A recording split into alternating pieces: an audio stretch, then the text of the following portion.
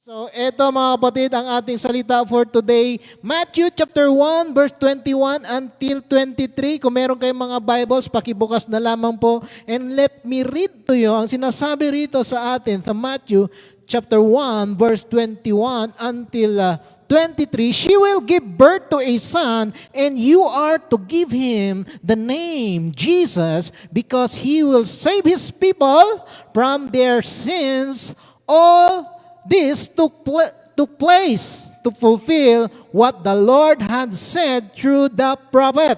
Verse 23, the virgin will conceive and give birth to a son. They will call him Emmanuel, which means God with us. I know, narinig na natin ang salitang ito, but I hope it will give a fresh revelation kung ano ba ang ibig sabihin ng verse na ito. Madali lamang ang ating message for today. Huwag nating pahabain. Direct tayo ngayong umaga kung ano ang sinasabi nito. Time check, 11:40 sa ating mga relo. So pinamagatan natin siyang Christmas. Mukhang nasira na, ayaw yata mag-down. Yan, praise God. Christmas. Walang maraming subtitle dyan. Christmas lang. Kasi I know natapos na, dumaan na yung Christmas. But do we really know what is the meaning of Christmas? Amen? Nasabi ni Pastor Remel nung nakaraan, di ba? Jesus is the greatest gift. Amen? So ngayon, dahil sa gift na yan, ano ba ang meron? What is in there? Kasi pag tanungin mo yung iba, sabihin nila, ito yung kapanganakan ng ating Panginoong Diyos. Amen? Pero nakakalungkot kasi tiningnan ko yung mga nakapost doon, wala na yung mga Belen. Di ba? Maraming mga Christmas spirit, pero yung the spirit of the Belen, yung Jesus Christ, Mary, Joseph, and the shepherds, mukhang dahan-dahang nawawala. Hindi nyo napansin, ano? Ako, pansin ko. Pag nakita ko, may Christmas tree, okay. Pero yung Belen, dahan-dahan nang nawawala. Sino ang nakapalit doon? Sino ang pumalit? Santa Claus! Kundi si Santa Claus, yung kanyang mga elf, yung mga duwende niya, pero wala naman ganun, di ba? Hindi naman tayo naniniwala doon na merong ganun. Jesus is the reason for the season. Amen? Kaya pag tanungin mo yung iba, nakapokus lang sila doon sa, birth of Christ. Sa regalo, amen? Sa bakasyon, sa holiday, sa mga Christmas party. Sino nag-enjoy sa ating Christmas party? Kahit na simple lang yan, nag-enjoy tayo. Kahit na tayo lang, ano? Inimbita natin yung iba, pero ayaw talaga dumalo. Medyo mailap talaga. Wala tayong magawa. At least nag-invite tayo, no? I don't say that is wrong, pero ito yung katotohanan, no? The question ngayon, why do we celebrate Christmas? For us Christians, Christmas is the celebration of God's faithfulness to us. Tama ba? Mukhang wala nag-amen. Amen! It is the celebration of God's faithfulness, because if we read in Matthew chapter 18 verse 25, balikan natin ng konti para naman maintindihan nyo kung ano yung binasa ko kanina, no? Mary and Joseph, sino nakakakilala? Malamang kilala na natin lahat ngayon. Matagal nang kinikwento, no? Lahat ng mga sermon, Mary and Joseph, no? Yun yung tatay ni Jesus at saka yung nanay niya, di ba? But before their marriage, nalaman ni Joseph na buntis pala si Mary. Amen? But because Joseph was a good man, ayaw niyang mapahiya itong si Mary. Kaya nilihim niya na hiwalayan sana si Mary, before the marriage. But the angel of the Lord appeared to him and said, "Don't be afraid, amen, to take Mary as your wife, for the child within her was conceived by the Holy Spirit." Amen? So if we are going to see kung ano ang sitwasyon ni Mary at ni Joseph, mukhang mahirap, Mahirap unang-una for Joseph, siyempre, simple lang. Hindi, anong tawag na, it's not easy. Natanggapin mo ang dinadala ng iyong girlfriend, pakasalan mo na buntis. Amen? Okay lang sana pakasalan mo ng buntis kung alam mo, ginalaw mo at sa iyo. Amen? Pero kung pakasalan mo na, wala ka namang ginawa. Torpe ka nga, di ba? Nabuntis pa. Amen? Nabuntis pa. So, mukhang mahirap ang sitwasyon ni Joseph. Nagagawin niya yun. Amen? Siguro sa atin, hindi natin kakayanin. No? Sa panahon ngayon, papakasalan mo ba, Kuya Jeff? Ikaw, single ka. Binata, ang tagal mong hinintay. Ngayon, mayroong babae dito. Hindi mo man lang ginalaw. Buntis pala. Nalaman mo, after 7 months pa lang ng inyong kasal. Malamang hindi yun sa iyo. Kasi 9 months ang conception ng pagbubuntis. Tama ba? Amen. Second, kay Mary, hindi rin madali. Amen. Mahirap para sa isang babae, nakakaiba yung kanyang sitwasyon. Na walang gumalaw sa kanya, pero eto, nabuntis siya. Amen. Walang contact na nangyari. So paano na ito ipaliwanag ngayon sa kanyang boyfriend na si Jeffrey, kunyari, o si Joseph? Yan na, di ba? Paano niya yun sabi mo, Joseph, buntis ako. Pwede mo ba akong pakasalan? Mahirap, di ba? Mahirap na kwento. Kaya nung pinanood natin yung bagong labas doon sa Netflix na Mary, mahirap talaga. Dahil din sa kultura nila, during that time, pag nabuntis ka, walang tatay, you will be stoned to death. Mahirap talaga ang sitwasyon ng bawat isa. Mahirap kay Joseph, mahirap kay Mary. Buti na lang, naunawaan ni Joseph ang kagustuhan ng Panginoon. Naliwanagan siya because the angel visited him on his dream. Amen? Nag-usap siguro sila na, tanggapin mo na yan. Wala namang mawawala sa'yo. Anak yan ng Panginoon. Siguro, kahit naman sinong lalaki, no? Tatanggapin ko. Galing sa Panginoon eh.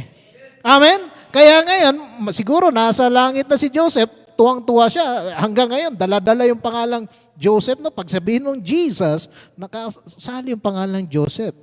And this is Christmas. The fulfillment of God's faithfulness, the birth of Jesus Christ. Amen? Kasi kung balikan mo yung ating text kanina, di ba? Na-prophesy doon sa, ano tawag nila? Na-prophesy dyan sa Old Testament, the prophet, di ba? Yun yung sinasabi. So, ibig sabihin, this is the fulfillment of God's faithfulness, the birth of Jesus Christ. Kaya tinawag ko yung pamagat ngayon, Christmas. So, Christmas is the celebration of God's faithfulness to us. Amen. Palakpakan muna natin ang Panginoon bago natin ituloy. Amen? Praise God. So, magsisimula tayo kung ano ba yung faithfulness na yun. Ano ba yung sineselebrate natin? 3 points ulit para hindi natin makalimutan. Amen? 3 points that we should remember about Christmas. First, Christmas is the celebration of God's faithfulness to, basahin natin lahat, to save us. Nailigtas niya ang bawat isa. Sabi dito sa verse 21, kasi 3 verse lang yung ating dinala dito, no? 21, 22, and 23. Himayin natin. Sabi dito sa 21, she will give birth to a son and you are to give him the name Jesus because he will save his people from their sins. So for us Christians, Jesus means Savior. Amen? Savior, Redeemer, to save us from our sins. Kasi alam niya, makasalanan ang tao, wala na talagang solusyon, kundi ipadala ng Panginoon ang kanyang bugtong na anak, ang kanyang nag-iisang anak. Siyempre, kapag may kasalanan, ano ba ang counterpart niyan? Siyempre, may kaakibat na parusa. Amen? May kaakibat na parusa. Hindi naman pwedeng nagkasala ka tapos walang parusa. Lumaya ka, nakapatay ka o nakakuan ka dyan, lumaya ka lang, walang parusa. Nag-i-enjoy ka pa rin, di ba? So may mangyaring kasalanan, ganun ang mangyari, may parusa. So, ito yung faithfulness ng Panginoon that someone or somebody will come to save us from our sin and His name is Jesus. And we know that our God, sent His one and only Son to pay for the penalty of our sins. Instead of us. Amen? Instead na tayo ang magbabayad nun, pinadala niya ang kanyang buktong na anak to save us from our sins. At ito yung diwa ng Pasko na hindi dapat nating kalimutan. Sabi nga ni Pastor Rimel, Jesus, the greatest gift. Amen, the greatest gift. 3 puntos yun, pero hindi ko nabalikan kasi masyado nang mahaba. Alam na dapat natin yun. Dapat nagtitake note ka dyan para malaman mo, hindi mo makalimutan. To save us. Amen? Hallelujah. At ito yung pag-alala na sinilang ang ating dakilang manunubos na si Hesus Kristo. No? Okay? So number 2, sabi ko nga sa inyo, madalian lamang to. Amen? Number 2, Christmas is the celebration of God's faithfulness to fulfill His promise to us. Nangako siya. Nangyari ito para tuparin ang kanyang pangako sa atin. Anong sinasabi rito? Sa verse 22, all this took place to fulfill what the Lord had said through the prophet. Amen. So who is this prophets na nagprophesy ng kapanganakan ng ating Panginoong Jesus? Walang iba kundi, di ba, ang tatalino, si Prophet Isaiah, di ba? Sa Isaiah, di ba, sabi doon sa chapter 7, verse 14, in the Old Testament, kung basahin nyo dyan, nabanggit doon na magpapadala ng isang tagapagligtas para sa kanyang mga anak, sa mga Israelites. Almost 700 years after Isaiah's prophecy when God fulfilled His promise. Grabe no, ang tagal. Siguro tayo, hindi na tayo makapaghintay. Amen? Marami sa atin, pag nag-promise si Lord, sige, ilalabas kita sa kahirapan. Papagalingin kita. Sabi mo, Lord, mukhang 3 taon na, wala pa rin solusyon sa aking problema. Hindi pa rin nare-release yung aking mga benepisyo mula sa aking kaso. Diba, sinabi ni Lord ang promise, pero mukhang tayo wala tayong tiwala kay Lord. Amen! Ang tanong, nagtitiwala ka ba that the Lord will fulfill what He said? Dapat palakpakan natin yan. Amen! Amen. Ganun talaga dapat, no? Huwag kang mawalan ng pag-asa. Kasi pag ang Diyos nagsabi na gagawin niya, gagawin at gagawin niya yan. At makita din natin sa New Testament ang katuparan ng kanyang pangako. Amen. Ito yung binasa natin, no? Sa verse 22. Pangakong ito na ating naging panuntunan para sa kaligtasan. God's greatest gift to all mankind was prophesied hundreds of years before it was fulfilled. Amen. So siguro hindi natin kakayanin. Mukhang wala na ako sa mundo niyan, coach. Pag hundreds of years na, pwede na siguro taon lang, pwede na. O naman. Kasi dati mahahaba naman ang buhay ng tao, di ba? Ngayon, maikli na ang buhay talaga ng tao. Kaya tandaan natin palagi na pag ang Diyos nangako, kapit ka lang. Amen. Kapag ang Diyos nangako ng kasintahan na maganda, mabait, God-fearing, kapit lang.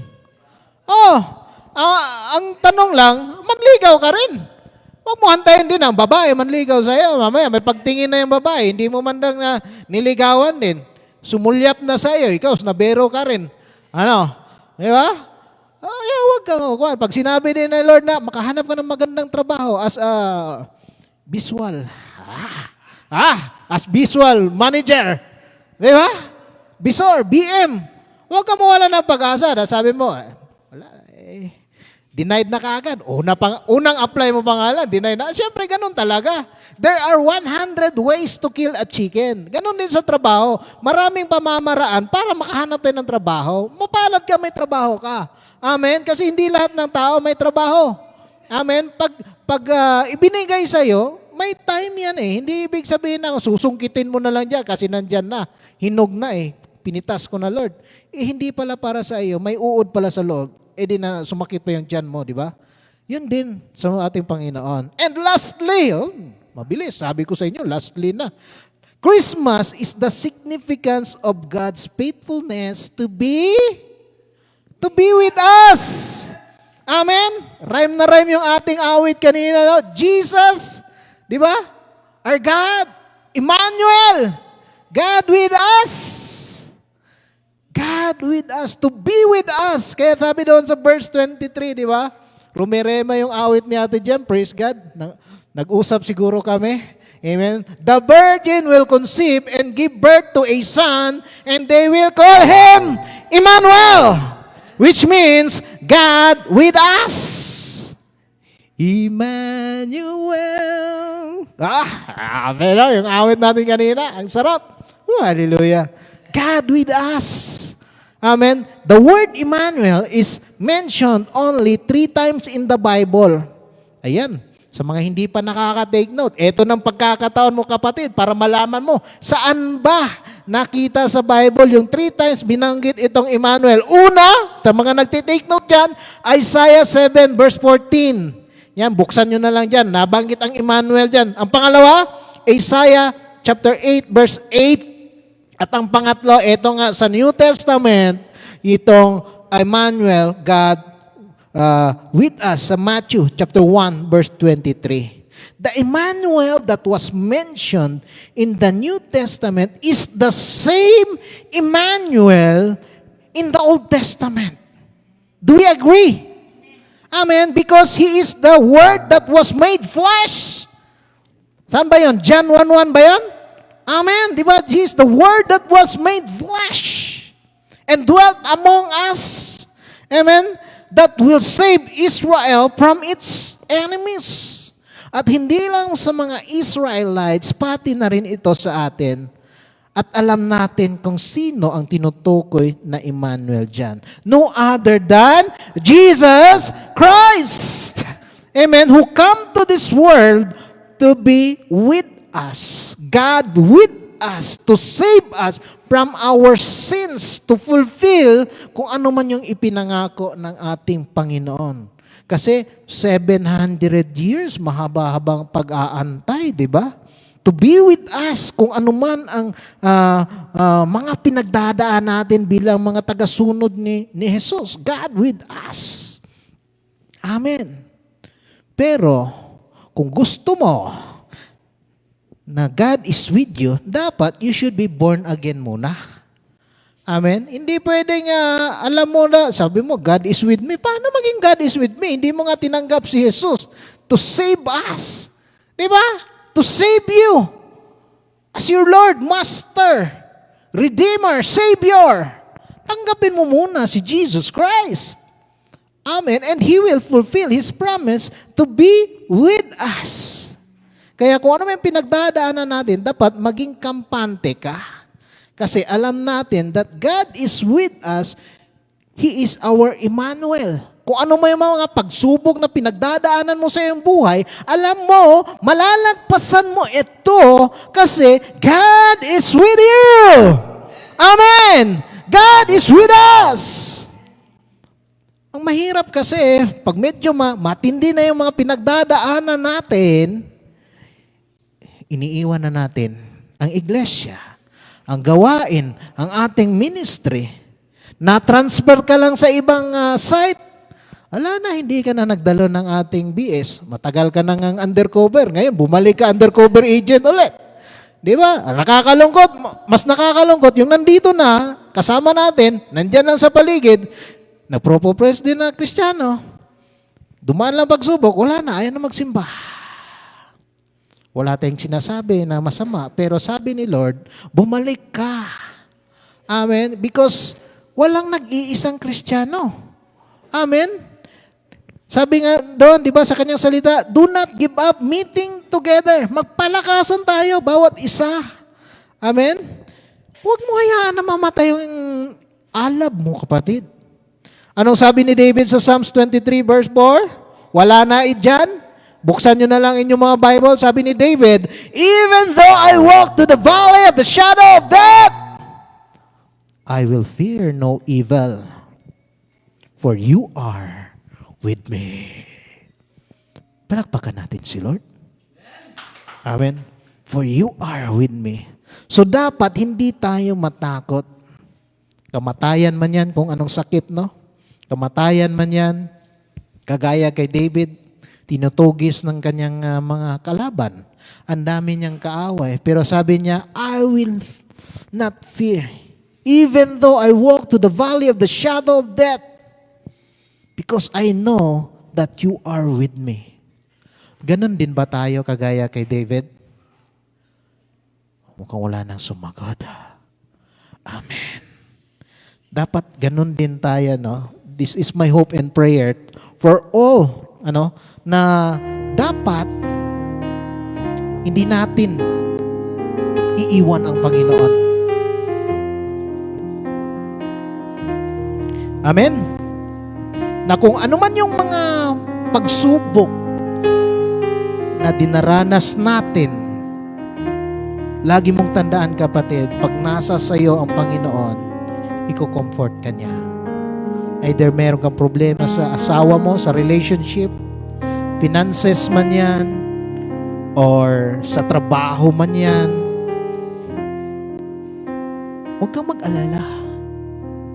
God is with us. He will be there for you.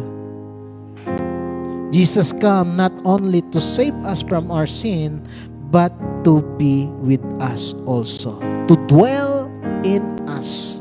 Sa atin, sa mga believers, na manahan sa bawat isa sa atin, na nananalig, nananampalataya sa Kanya.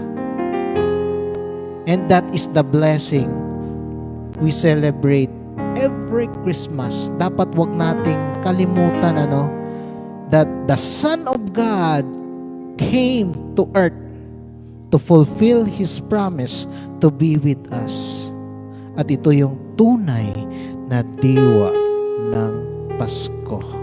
Let's all stand as we close. The reason of this season is itong sinasabi sa Isaiah chapter 9 verse 6. Basahin natin lahat.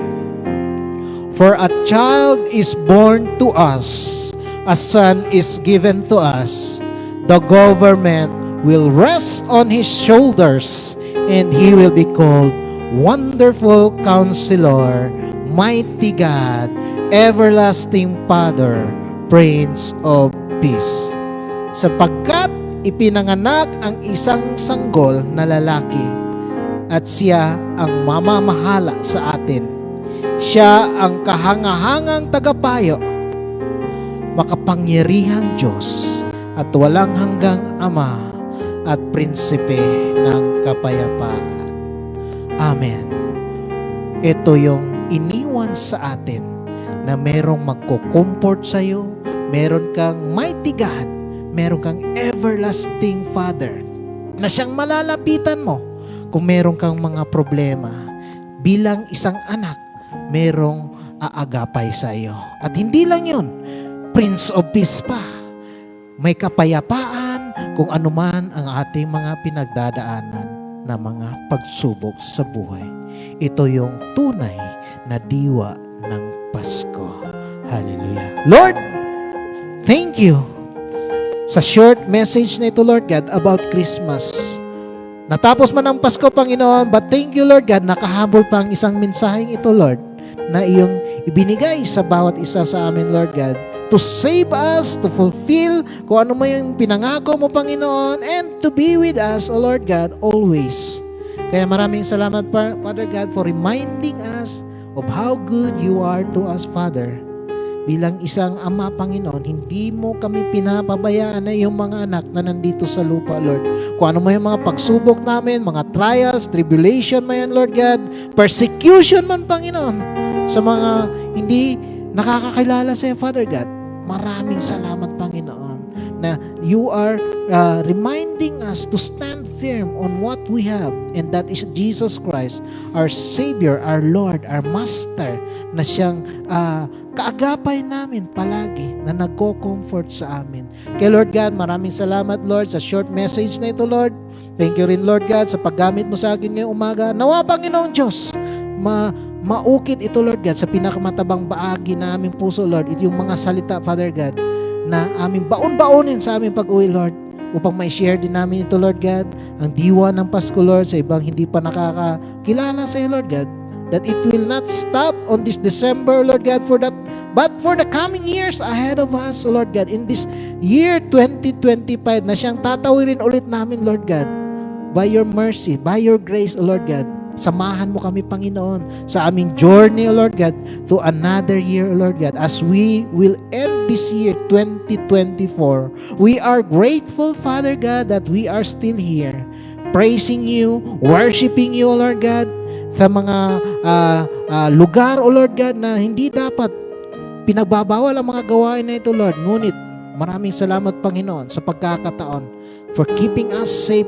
always, Lord God, in the year 2024, Lord God, by the coming and the going, O Lord God, of each and every one of us dito, Lord, sa iglesyang ito. Maraming salamat din, Panginoon, sa mga buhay na iyong ginamit, O Lord God, sa mga nagmamano, O Lord God, sa mga naghahatid sundo sa bawat isa, sa mga nagluluto, O Lord God, sa mga tumatayo rito, Lord God, sa mga nagpapaawit, Lord, sa mga pinadala mo, Lord God, na hindi na namin kasama ngayon, Panginoon. Kung nasan man sila, Lord, we pray that you continue to reach out to them, Father God, because walang maiksi, Lord God, sa iyong kamay, Lord God. Sakop mo ang lahat, Panginoon. Touch them, Lord God, with your love, O Lord God. Hallelujah. I pray that you would keep them safe also, Lord God. Kung ano may mga pinagdadaanan nila, Lord, pati na rin yung mga nasa online. We pray that, Lord God, you continue to bless them, Lord God, this year na natapos namin, Lord God, and for the coming years ahead, Father God. And let that bountiful blessing be upon each and every one of us, Lord. Kaya, Lord God, maraming salamat ulit, Panginoon, sa araw na ito, Lord God. Pinabalik namin, Panginoon Diyos, ang pinakamataas na parangal na nararapat lamang sa iyo, Lord God. Pinakamataas na papuri at pagdakila sa matamis na pangalan ng aming Panginoong Jesus. And this we ask, Amen, Amen.